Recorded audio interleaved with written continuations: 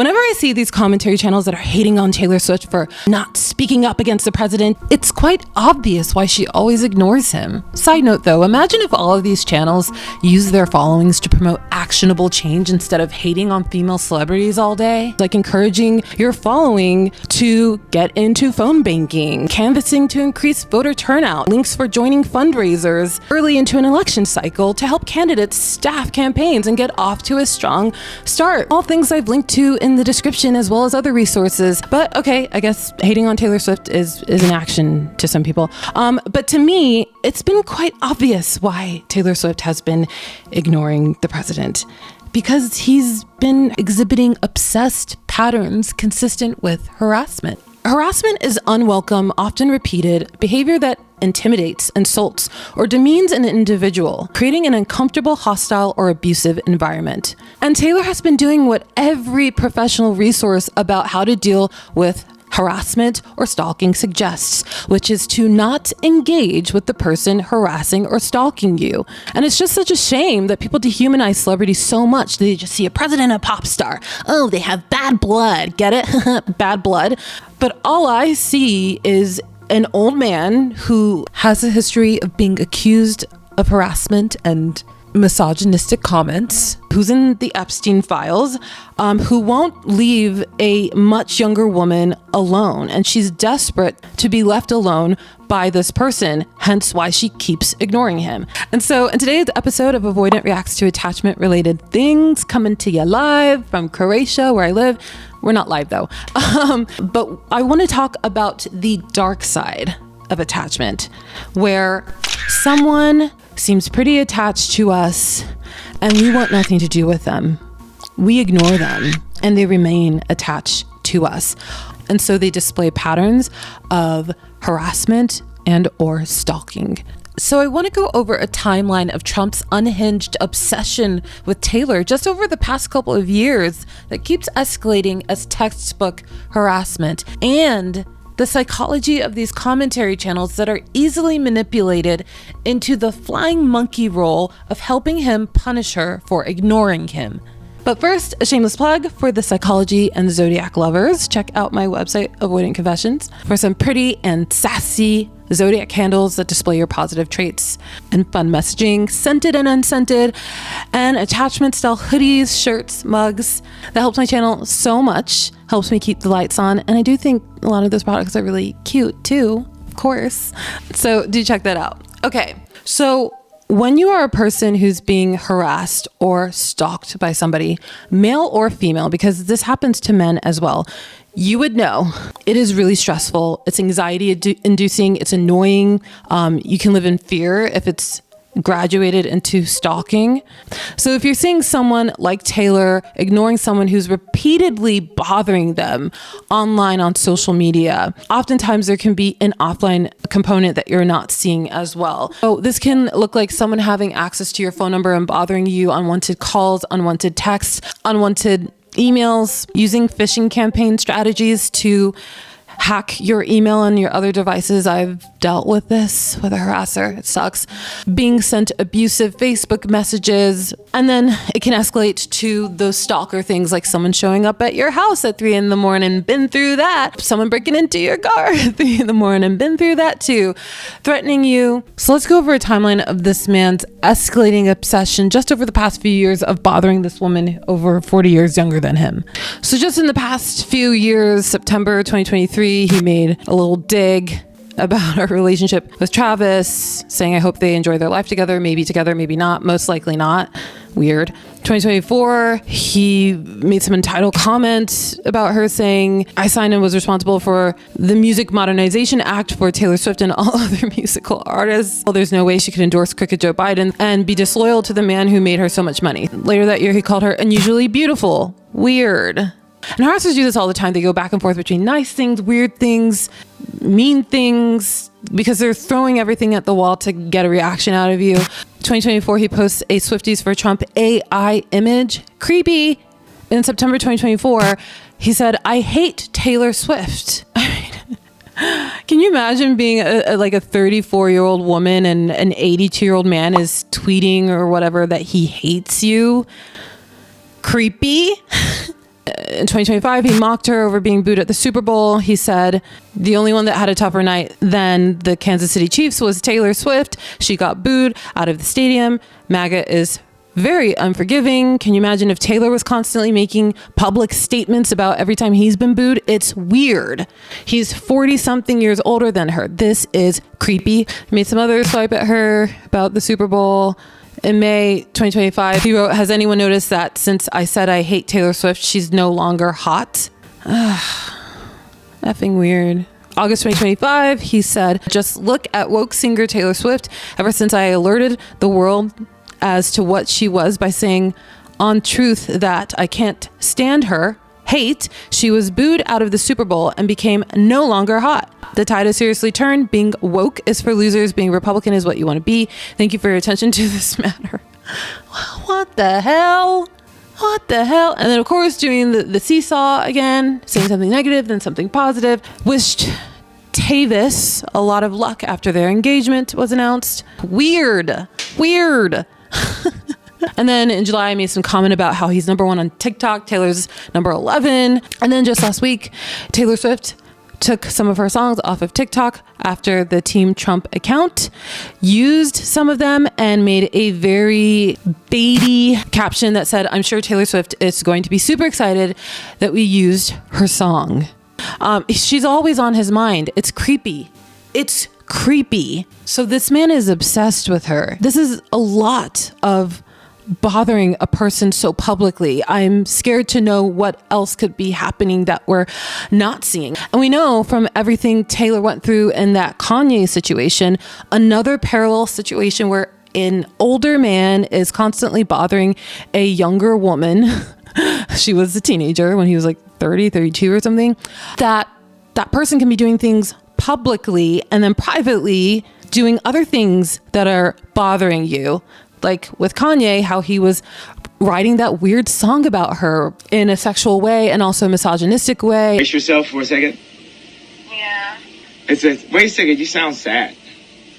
Well, is it gonna be mean? No, I don't think it's mean.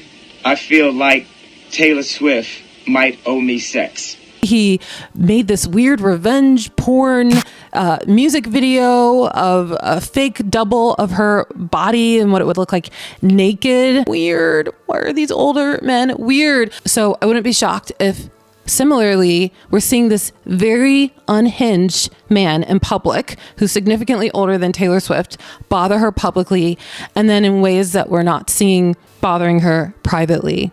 I mean, he's the president. He would have access to her agent, her PR company, her record label, who probably got her phone number from frickin' Carly Kloss's husband's brother. You know, like, it's very easy to harass people when you are the type of person. And the Epstein files, this is probably re-traumatizing for her. So Taylor has done the absolute right thing by continuing to ignore this man. And give this video a like right now, please. If you agree with me that ignoring someone obsessively bothering you and creeping you out, who's 40 something years older than you, is the right thing to do, and you agree that people shouldn't be shamed for that, thank you so much. Subscribe too if you've been watching all my videos. So as someone who knows what it's like to be stalked, harassed, I have a lot of empathy for Taylor Swift. And it's being made even worse that all of these commentary channels are acting as flying monkeys, being easily manipulated into helping this man. So for anyone who doesn't know, a flying monkey is someone who acts on behalf of an abusive person to help them target an individual, manipulate, or spread gossip about a victim. And if I were to put myself in the mind of someone who enjoys harassing people, I would honestly give like a chef's kiss to the president because he has done this so brilliantly. I mean, he's practically bragging about it in that caption that's like, I'm sure Taylor Swift is going to love that we used her song, because his team knows that if she doesn't react, they know that they've just mobilized all of these commentary channels to just shame her on their behalf. It's brilliant. And that is why I'm so sick of this speak up shaming that seems to only really target female celebrities this ferociously. Because think about it, it's like, if you truly dislike the president so much, why aren't you aiming all of your content to dislike him and to mobilize your audience to take action against him? Have a solution-oriented mindset about what to do about him. Instead, all they're doing is shaming the victim, as it's putting more displaced anger in the world that does nothing. It actually just rots you as an individual internally when you engage in that. Displaced anger, bitterness, toxic envy, like these things truly keep you stuck in life. And I'm gonna plug my free accountability group here, because if you want to hold yourself to higher standards and actionable steps, accountability groups are great for that. So instead of living in comment sections of some commentary channel, you can set weekly and monthly goals to go to meetups and events in your city and meet other like-minded people if you feel like you're lacking community and friendship in your life. And that's why you get stuck in this cycle of watching kind of mean commentary channel videos. So I've linked to my free accountability group in the description. But honestly, I truly don't even think that a lot of these commentary channels are as anti-Trump as they claim to be, because if you truly are, you would be taking action. I think what's actually happening is that a lot of commentary channel creators who are very mean, shaming, judgmental, have superiority complexes, they tend to show patterns of hiding behind some moral or ethical issue, using moral grandstanding to justify the fact that they can just be mean and judgmental. And they know that if they just are mean and judgmental, that will look not great, because people like this really care about how they're perceived and people thinking highly of them. So they have to hide behind some justifiable reason to be judgmental, shaming, and that's often why they target female celebrities, because it's easier to target female celebrities. It's easier to cancel them. Women get canceled for being annoying, like in Anne Hathaway, that Hatha hate phenomenon, which was crazy and dumb. I can't believe I lived through that. Male celebrities only get canceled when they're accused of criminal behavior as a result of multiple years-long investigative journalism. But the bar for female celebrities is so low. And it's funny because some of these commentary channels that have latched onto the speak up against the president shield mask, I've seen them being negative about Taylor well before this man was our president. So it's funny, if you already have negative feelings about Taylor Swift, you're essentially exposing that you have some negative bias against her and that you're always scanning for justifiable reasons to confirm your already existing negative bias. And whenever anyone wants to challenge them about their constant negativity about Taylor Swift, they can be like, oh, well, this person spoke up against the president. Billie Eilish spoke up against the president. Well, the president hasn't been obsessively bothering Billie Eilish for years. It's easy to speak out against somebody when you know it's not going to escalate their strange, stress-inducing obsession with you. So it seems like his focus is squarely on Taylor. And every professional says, do not engage with your harasser. It's not a coincidence that she's not engaging with him. And that's why he very smartly continues to keep using her music. He knows that every time that she ignores him, all these commentary channels and people who think it's a flex to dislike Taylor Swift for some reason or whatever, he knows that he'll mobilize those people to do it for him. If you are someone who is being stalked or harassed by somebody, absolutely do not engage with that person unless you have to. And a lot of times someone who's stalking you or harassing you, they keep doing it. They don't leave you alone. It really sucks. If you've been through it, you know it sucks. Like, you can be harassed by somebody for decades. Again, I appreciate it if you got to the end of this video. You might as well give it a like. And also, Swifties, stay safe out there.